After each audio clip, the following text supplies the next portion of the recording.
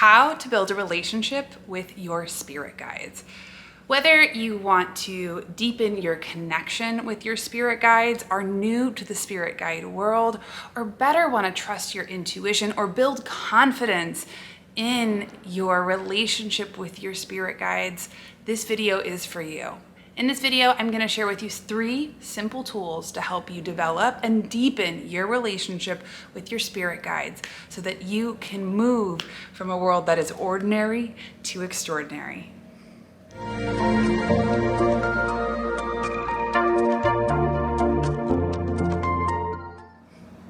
Your spirit guides are your non-physical helpers that are here to help you on your earthly journey.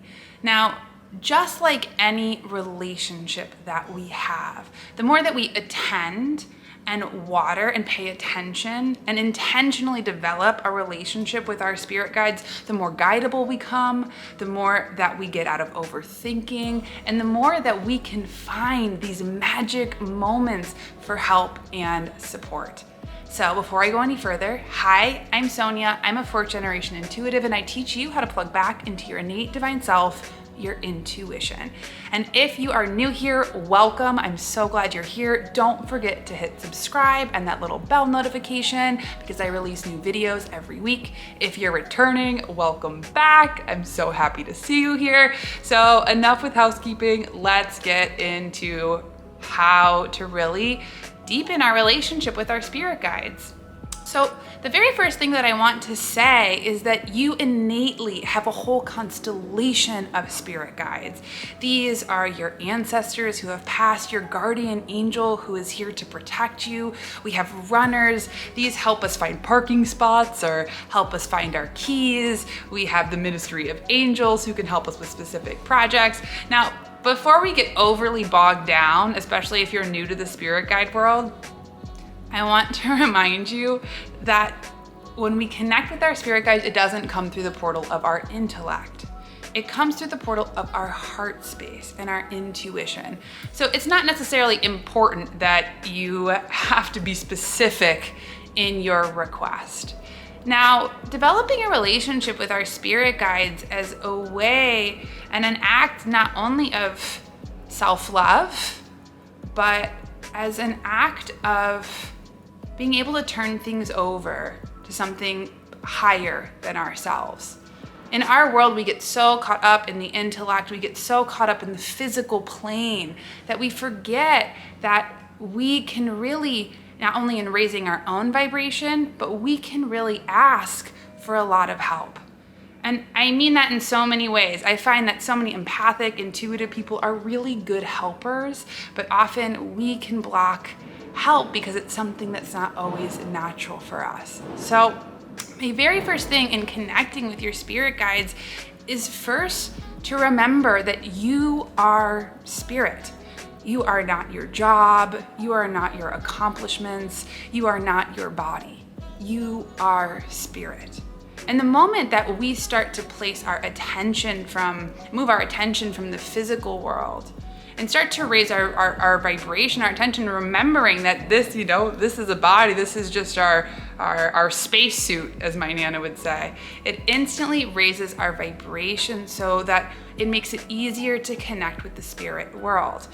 We have to move out of this paradigm of right, wrong, good, bad, into does this resonate as true? So my very first tool in really developing and communicating with your spirit guides first is by asking them for help. The most important thing we can do is be clear in our intention and ask for what we need help in, whether that's a job or a relationship. Maybe we're struggling with a life problem. So ask. It's a simple prayer that I say every morning is one way that I start my day and connect with my guides is, help me. Help move me to my highest good. Allow me to be flexible enough to not be tied to what I think is best as my own will, but turning it over to divine will. So our very first tool, be open to support. Second of all, in developing a relationship with our spirit guides, something that I love to do that's in my home, throughout my home, is even creating an altar. Creating an altar is a physical space in your home, whether that be a bookshelf, whether that be a tiny corner, but this can be your portal for connection. And this can also be a physical reminder for you that not only that you have help, but can be a place where we can actually start to turn things over. If you want to create an altar, the first thing I'd say is create and collect sacred objects, whether that's statues, photos, feathers, rocks, anything that speaks to you and anything that brings you closer to the things that you love. The more that we're in that vibration of love, the higher our vibration goes and the easier it is to connect with our spirit guides. So creating an altar is a very beautiful way that we can ask and anchor into support. A third way that we can start to develop a relationship with our spirit guides is ask them for help with everything. I ask my spirit guides for help with everything, anything. For example, I just traveled home from Europe yesterday out of Heathrow Airport, and what I learned and from the news was like, it's gonna be awful and the lines are super long and the bags have been lost and da da da da da da. So before I even stepped foot at the airport, I asked my spirit guides, I said, spirit guides, help me have such an easy, smooth travel day. And with that, I turned it over. I decided that I wasn't gonna worry because I knew that my guides had me, and they did. Not only did I have a really smooth travel day, I was upgraded to first class, thank you guides, and all my bags arrived. So where we can ask for help for specific things, more important than having to get it right is to be available for support. Developing a relationship with our spirit guides, you can kind of think of it as developing a relationship with anyone. The more that you speak to them, that can be in the shower, that can be while you're driving your car, that can be any way. The more that you communicate, the more that you're open, the more that you're available, the more that you will be guideable. You know, we can get so stuck in our heads. If we're not guideable, then your spirit guides can't help you for anything because you have free will choice. So make it a choice to pay attention to the subtle ways that your guides are helping you. Fourth, a beautiful way that we can also help is by thanking your spirit guides. Thank you so much. Gratitude is one of the highest vibrations on planet Earth. And the more that we can anchor into gratitude, the more that we can start to see how things are working in our lives instead of where we get stuck.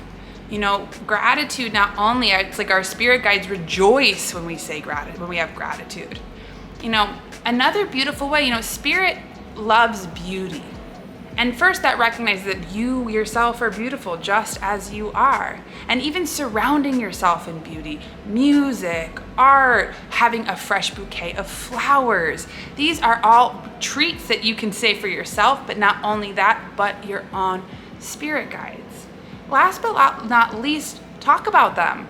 Talk and notice the ways that you've had magical experiences. Like for me, getting upgraded to first class, having a smooth travel day, that was my guides. And I acknowledge the ways that they have helped me, supported me, the ways that they are showing up for me. And that trains our attention to start to pay attention to the ways that our guides are speaking to you.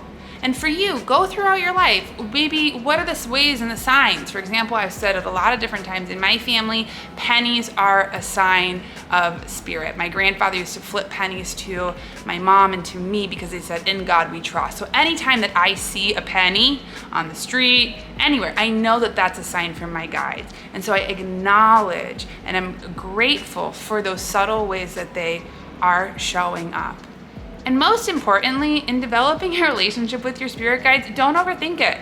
Know because you are innately spirit, that you innately have help, that you innately have divine support. We don't have to try and get it right. The most important thing is, like I said, your intention. Where is my intention and what is my attention? And where can I have more grace? Where can I allow more flow? And where can I see what's working in my life? These are just some very simple ways that you can develop and deepen your relationship with your spirit guides. And my other, last but not least, is name your spirit guides. My spirit's name is Peony. But I have a whole bunch of different guides that come in. One of my beautiful joy guides names is Joy.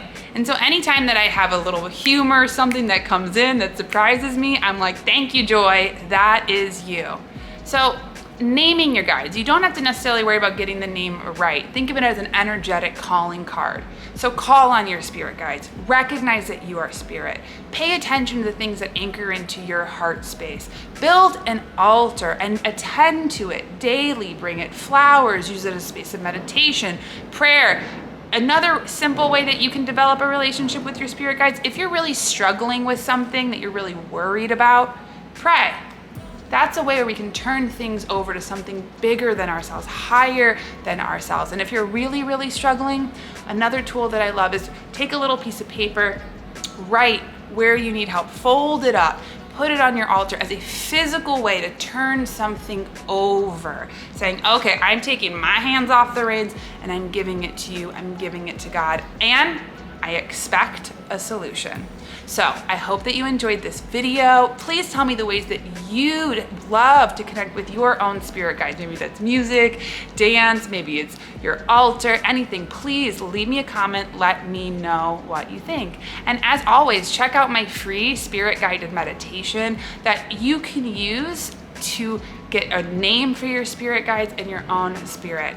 And more than anything, I am so grateful for you, for your time. I'm sending you all my love, and I'll see you next week. Bye.